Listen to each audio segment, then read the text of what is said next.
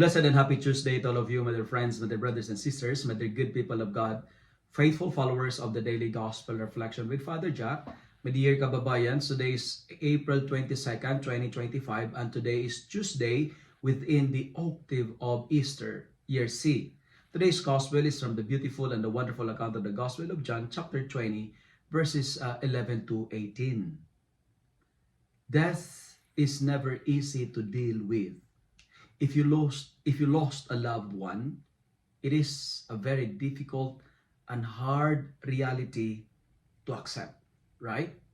In today's gospel, Mary Magdalene was not able to recognize Jesus because she tends to dwell on her sorrow, on her experience of discouragement, and most probably desperation and feeling defeat of the death of Jesus. Her sadness, her pain, makes her mistakenly identify Jesus as a gardener. She focused on her despair, on feeling of the defeats and disappointments. The first message that I would like to share with you today is this. When we focus more on our pains, our sorrows will blind us to recognize the presence of our God in our lives. We cannot see the light if we used to love, to isolate, and to lock our life in a dark rooms. We cannot taste victory if we love to talk about defeats and failures. Healing is impossible if we keep on touching our wounds. Friends, we cannot feel and we cannot experience the joy of Easter if we are stuck or nailed in the sorrows of a Lent. Jesus will remain a gardener if we dwell on our sorrows and pains. Jesus will remain a gardener if we are stuck on our discouragement and depression.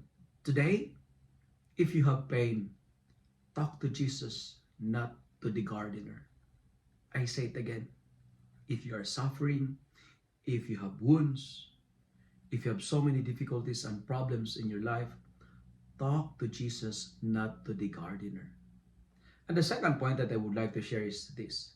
Our responsorial psalm for today says that the earth is full of the goodness of the Lord. But the friends, the earth is good.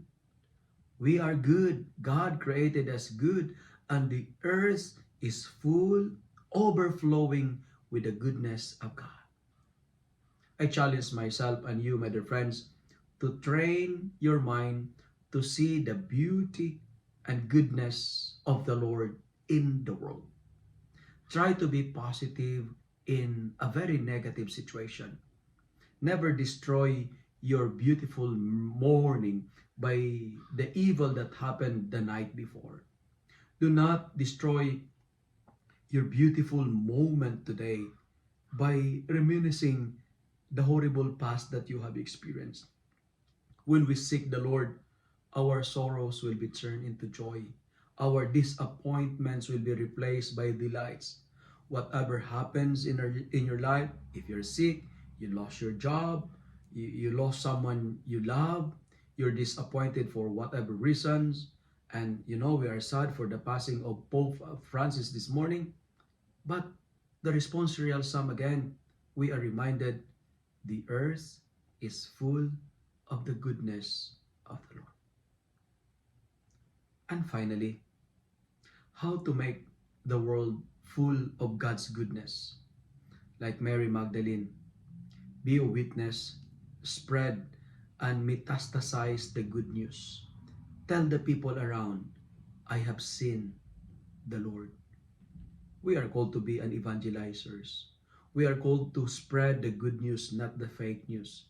The world will be filled with God's goodness if we repent. And that's what our first reading is trying to tell us today. Repentance is a concrete sign that we see the Lord.